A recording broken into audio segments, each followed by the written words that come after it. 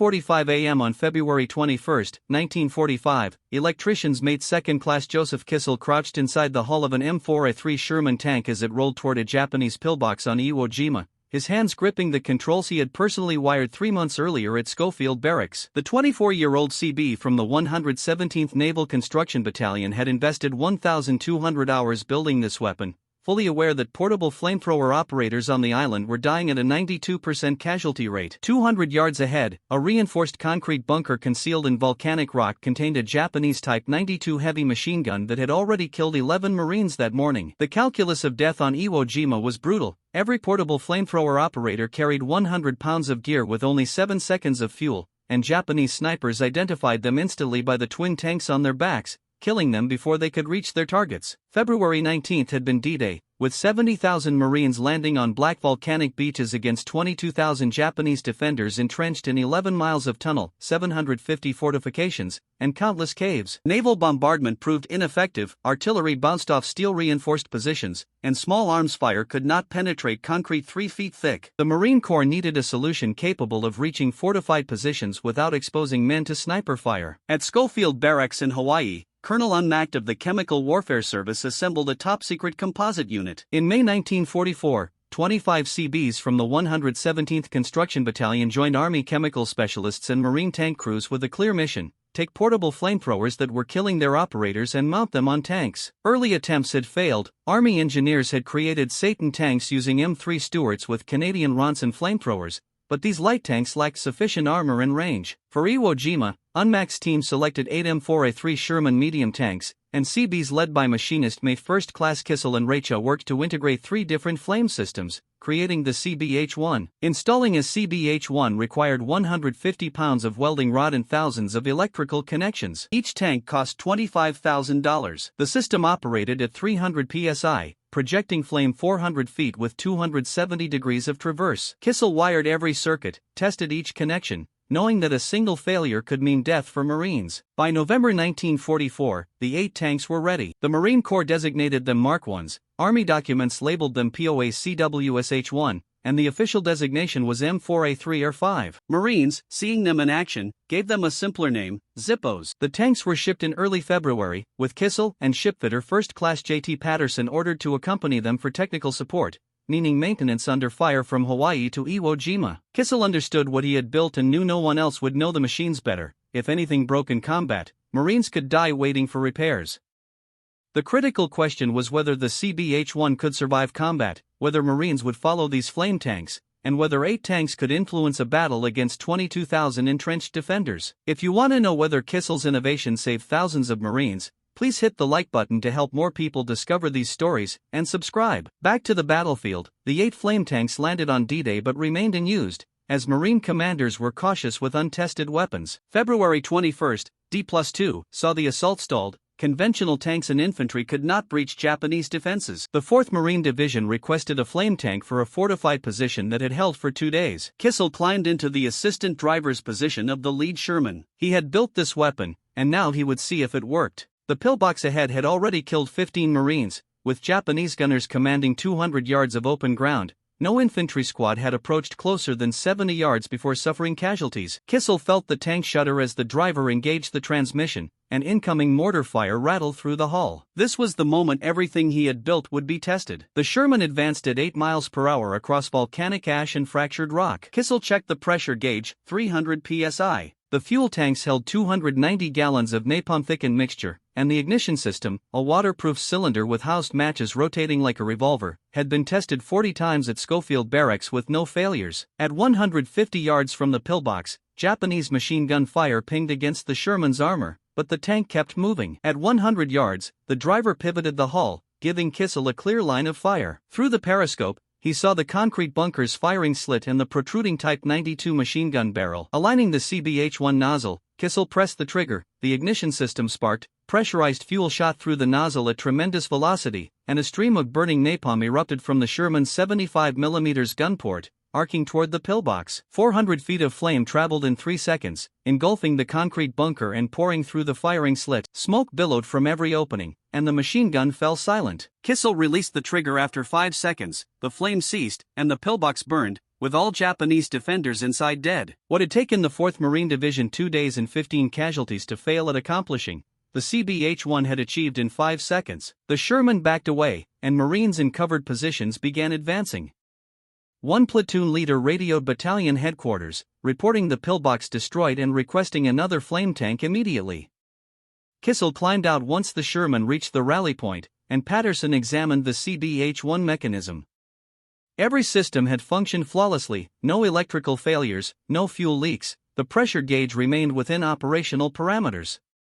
The weapon performed exactly as designed. The two CBs understood the significance. The CBH-1 worked in combat, capable of destroying fortified positions that conventional weapons could not touch, and protecting Marines from the suicidal exposure of portable flamethrowers. The next question was whether 8 tanks could make a difference against the scale of Japanese defenses. That afternoon, 3 more flame tanks entered action, each destroying multiple pillboxes and cave entrances without losing a single Marine to sniper fire. By nightfall on February 21st, Marine commanders were requesting flame tanks for every major assault. The problem was simple mathematics: 8 tanks, 4 per division, 750 Japanese fortifications, 11 miles of tunnel. Kissel spent the night maintaining electrical systems and checking fuel lines, fully aware that the next morning would bring more missions. The flame tanks would be in constant demand. Someone had to keep them operational. He had built these weapons. He would maintain them under fire. What Kell did not yet know was how the Japanese would respond. Enemy commanders on Ioima had seen what the flame tanks could do. They understood the threat. Orders went out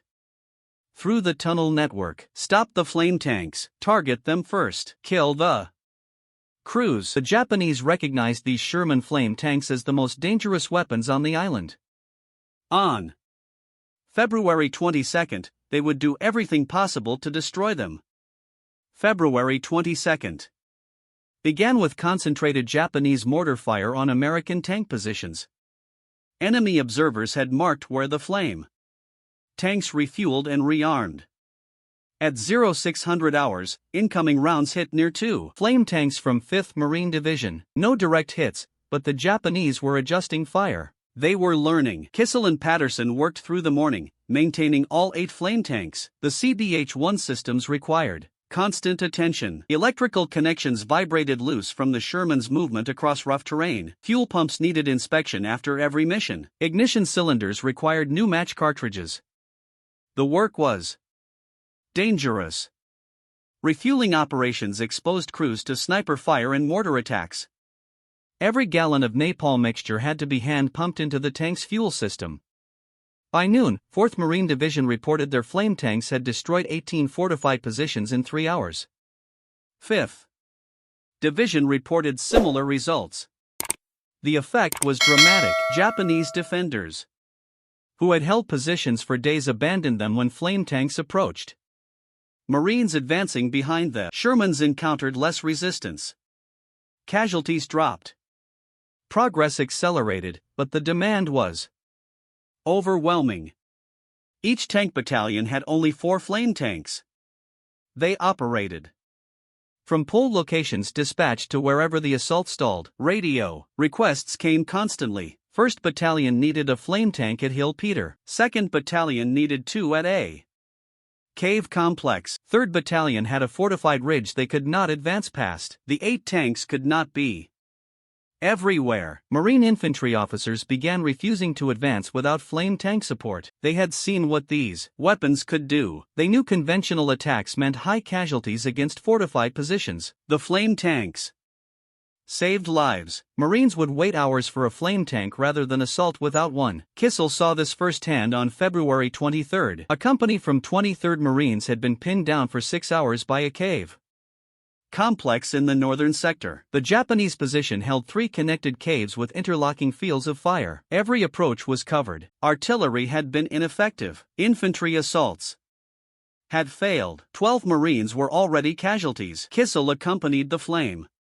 tank dispatched to the position. He rode in the assistant driver's seat, monitoring the CBH-1 electrical systems. The Sherman approached the cave complex from an angle that limited exposure to enemy fire. At 75 yards, the gunner opened fire with the main flame weapon. The first burst sent 400 feet of burning napalm into the primary cave entrance. 5 Seconds. The gunners shifted aim to the second cave. Another 5-second burst.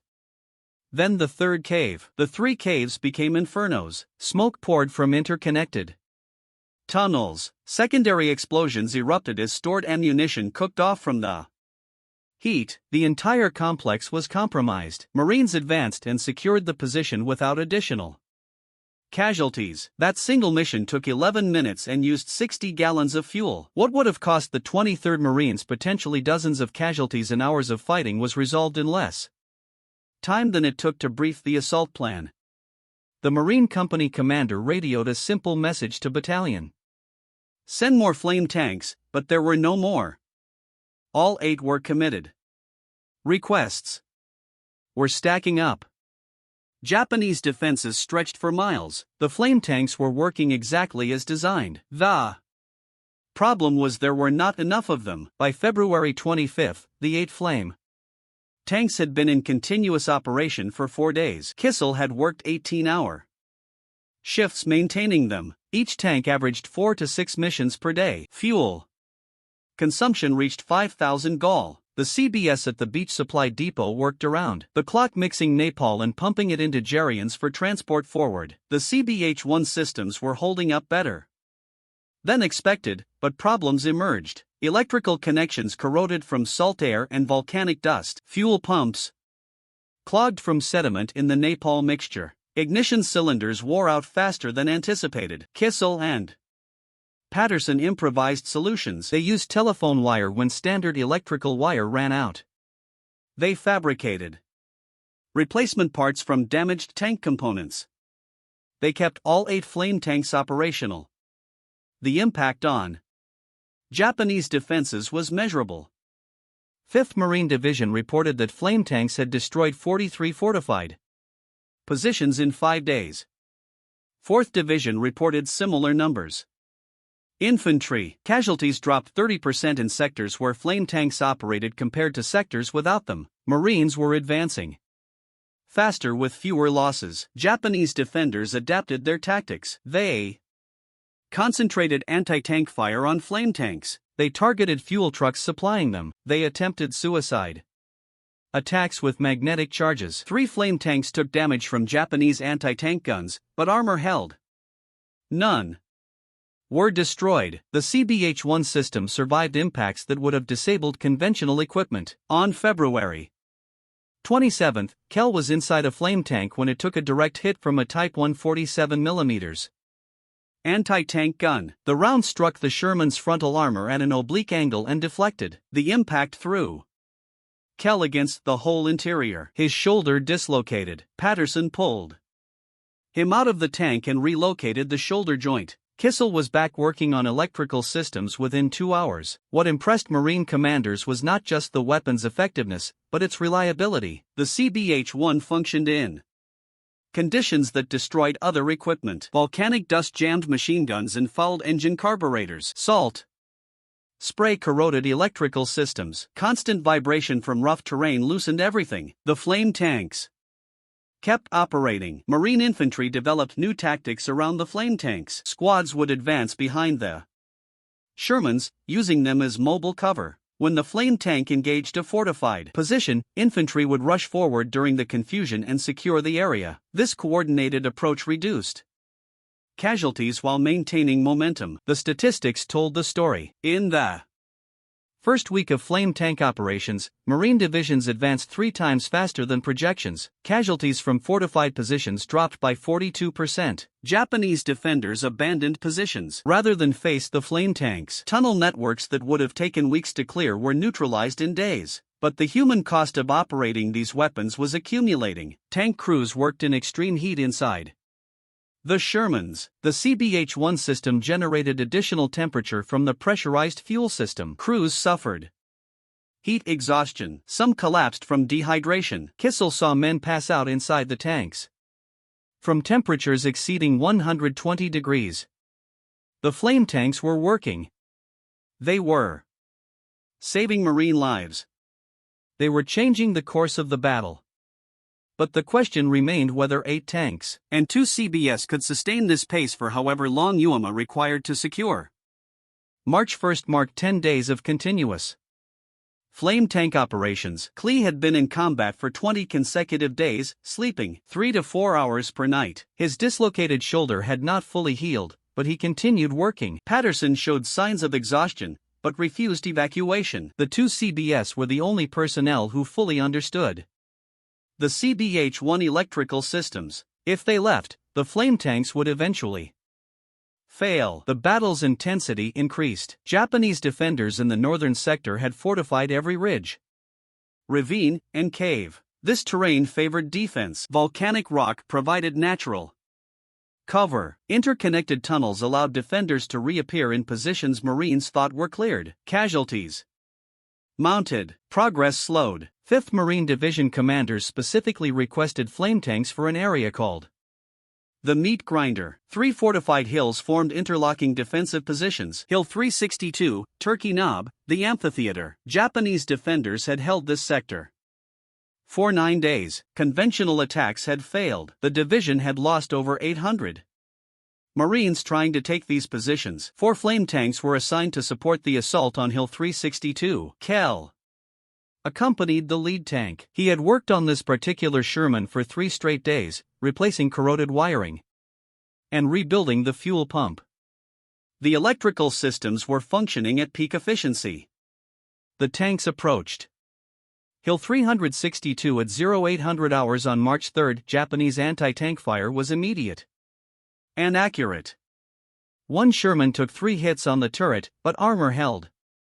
The flame tanks continued advancing. At 100 yards from the first fortified position, all 4 opened fire simultaneously. 1,600 feet of flame engulfed the hillside. Cave entrances became infernos. Pillboxes burned. Japanese defenders attempting to evacuate through tunnel exits were caught in secondary fires. The assault lasted 12 minutes. When the flame stopped, Marines advanced and secured Hill 362 with minimal resistance. What had cost 800 casualties over 9 days was resolved in 12 minutes. Turkey Knob fell the same day using identical tactics. The amphitheater required 2 days, but flame tanks were decisive in both assaults. By March 5, the Meat Grinder was secured. 5th Marine Division credited flame tanks with saving an estimated 500 Marine lives in that sector alone. The success brought increased demand. 3rd Marine Division, which had arrived as reinforcements, requested flame tanks for operations in the northern sector, but the 8 original tanks were reaching mechanical limits. 2 had damaged fuel pumps that Patterson was struggling to repair with improvised parts. 1 had electrical failures that Kissel traced to corroded connections he could not fully replace. The tanks were operating at 75% capacity. Marine Corps leadership recognized the problem. A message went to Schofield Barracks requesting additional flame tanks and trained personnel, but Schofield was 4,000 miles away. Manufacturing and shipping would take weeks. The battle on Uoma would not wait. Kissel understood the mathematics. 8 tanks, reduced capacity, increased demand. Northern sector still held thousands of Japanese defenders in fortified positions.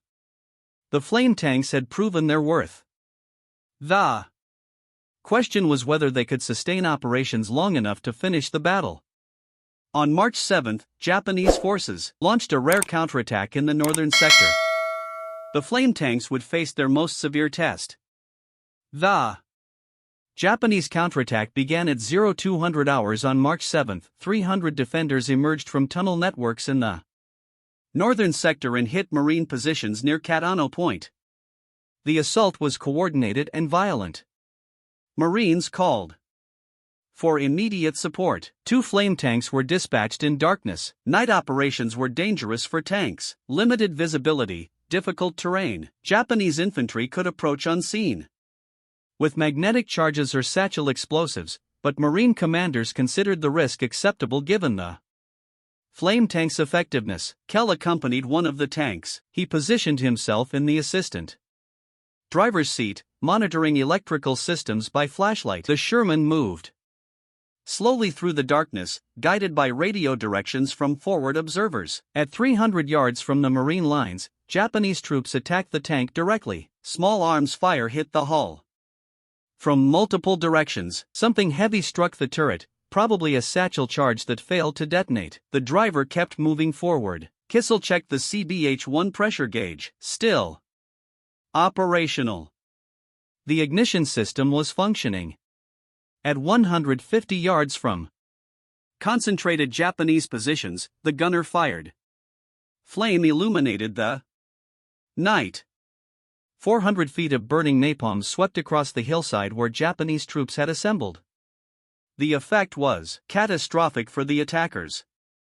Defenders caught in the open had no cover from the flame. The counterattack collapsed within minutes. The second flame tank arrived and finished securing the sector. By dawn on March 8, the counterattack was defeated. Marines counted 187 Japanese dead in the sector. Marine casualties were 23, far lower than expected for a night engagement of that scale. The flame tanks had stopped a major assault that could have pushed Marine lines back significantly, but the overnight mission revealed serious problems. One flame tank's electrical system had multiple failures during the engagement. Kissel spent 6 hours tracing corroded connections and replacing damaged wiring. The second tank's fuel pump was failing completely. Patterson worked through the day attempting repairs with parts scavenged from damaged conventional Shermans. By evening, only 6 of the 8 flame tanks were operational. March 10 brought additional challenges. 5th Marine Division reported their flame tanks were consuming 10,000 gallons of fuel daily. The beach supply depot was struggling to produce enough napalm mixture. Fuel shortages forced rationing. Each tank was limited to 3 missions per day instead of 6. Effectiveness decreased proportionally. Kissel's physical condition deteriorated. 26 days of combat operations, minimal sleep, poor nutrition. The dislocated shoulder caused constant pain. Patterson developed severe dehydration and heat exhaustion. A Navy corpsman ordered him to rest for 24 hours. That left Kissel as the only CB maintaining all operational flame tanks. He worked alone on March 11th, moving between tanks, repairing electrical systems, checking fuel lines, replacing ignition cylinders. His hands bled from cuts caused by sharp metal edges inside the cramped tank interiors. His uniform was soaked with sweat, fuel, and hydraulic fluid. He kept working. Marine commanders watching this 24-year-old electrician work himself to exhaustion understood something important. The flame tanks were not just machines, they were the product of human determination. Kell had built them. He maintained them. He fought in them. His refusal to quit kept them operational. But even determination had limits. The battle was entering its 4th week. Japanese defenders still held strong positions. The question was whether Kissel and the flame tanks could last. March 12 brought reinforcements from Skullfield Barracks. Not additional flame tanks, but replacement parts and 3 trained technicians who understood the CBH-1 systems. Patterson recovered enough to return to limited duty. Kissel finally had support. The operational tempo could be sustained. The final 2 weeks of the battle tested everything. Japanese defenders in the northern sector fought from prepared positions with no intention of surrender. Every cave required clearing. Every tunnel needed sealing. Every pillbox had to be destroyed. The flame tanks worked continuously. By March 20, the 8 flame tanks had been in operation for 28 days. They had conducted over 240 missions. They had destroyed an estimated 370 fortified positions. They had consumed over 140,000 gallons of napalm fuel. Not one flame tank had been lost to enemy action. Not one crew had been killed while operating them. The comparison to portable flamethrowers was stark. Marine units using portable M22 flamethrowers suffered 92% casualties in one battalion. Flame tank crews suffered 12% casualties, mostly from shrapnel and concussion injuries. The difference was armor protection. The difference was Kissel's design. March 26, 1945. 36 days after the landing, Admiral Chester Nimitz declared Uoma secure. Japanese resistance had collapsed. The surviving defenders retreated into caves where they would eventually die or surrender. The Marine Corps had paid a terrible price. 6,821 killed, 19,217 wounded, over 26,000 casualties, more American casualties than Japanese for the only time in the Pacific War. But Marine commanders agreed on one point. The flame tanks had been the most effective weapon on the island. 4th Tank Battalion reported the flamethrower was probably the most valuable single weapon employed at Uema. 5th Marine Division stated the flamethrower tank was the most important single weapon available to this division. 23rd Regimental Combat Team reported highly successful and recommended more flame tanks per tank battalion. One Marine platoon leader wrote a simpler assessment. The infantry would sooner see one flamethrower tank than a dozen with 75s. That statement captured the reality. Marines trusted the flame tanks. They waited for them. They followed them into combat. The weapon had built saved thousands of Marine lives. Kissel worked on Uema for 32 days total. He accompanied flame tanks on over 20 combat missions. He maintained electrical systems under fire. He improvised repairs with limited resources. He refused evacuation despite injuries and exhaustion. His determination kept the flame tanks operational through the entire battle. The 8 flame tank crews received Presidential Unit citations with their respective tank battalions. Patterson received a Navy commendation for his technical work. Kissel received similar recognition, but the real recognition came from the Marines who fought behind those flame tanks and survived because of them. The question after Iwo was whether the flame tanks would continue, whether the Marine Corps would adopt them permanently, whether Kissel's innovation would become standard doctrine or remain an isolated experiment. The answer would define how the military approached fortified positions for decades. The Marine Corps did not hesitate. Immediately after Iwo, flame tanks became standard equipment for Pacific operations. 4. The invasion of Okinawa on April 1, 1945, the entire 713th Tank Battalion converted to flame. 54 tanks, all using systems based on Kissel's CBH-1 design. The CBS at Schofield Barracks supervised the conversion, training 3 officers and 60 enlisted men from the battalion. Okinawa proved the concept definitively. The flame tanks operated for 82 days, they consumed 200,000 gallons of napalm fuel. Army commanders noted that the tanks exerted a psychological influence on the battlefield. United States troops preferred to advance behind them rather than standard armor due to the fear they instilled in the enemy.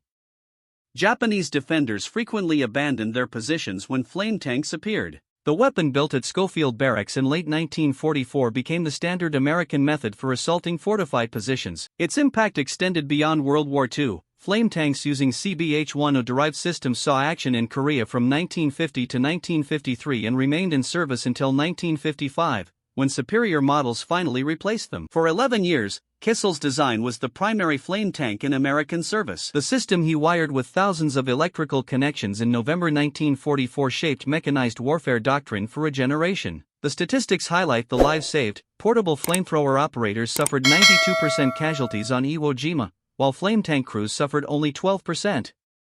On Iwo Jima alone, flame tanks destroyed 370 fortified positions while shielding the Marines advancing behind them. Casualties in sectors supported by flame tanks were 42% lower than in sectors without them. The 5th Marine Division estimated that flame tanks saved 500 lives just in the meat grinder sector, with the total number saved across the entire battle likely reaching into the thousands. Joseph Kissel returned to civilian life after the war. He had spent 32 days in combat on Iwo Jima, built a weapon that transformed Marine Corps assault tactics, maintained it under fire, and refused to quit despite exhaustion and injury. His determination kept 8 flame tanks operational throughout 36 days of the bloodiest battle in Marine Corps history. The legacy is straightforward but profound. A 24-year-old Navy electrician recognized that portable flamethrowers were killing their operators, designed a better solution, built it, tested it in combat, and maintained it under the harshest conditions imaginable. His innovation saved thousands of American lives and influenced military doctrine for decades. If this story moved you, please hit the like button to help others discover these accounts that deserve to be remembered. Subscribe to support our mission of preserving World War II history, and leave a comment telling us where you are watching from.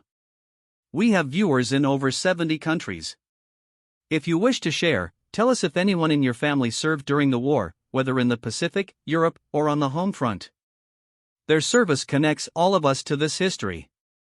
Thank you for learning about Electrician's mate Second Class Joseph Kissel and the weapon that changed Iwo Jima. Until the next story, remember those who serve.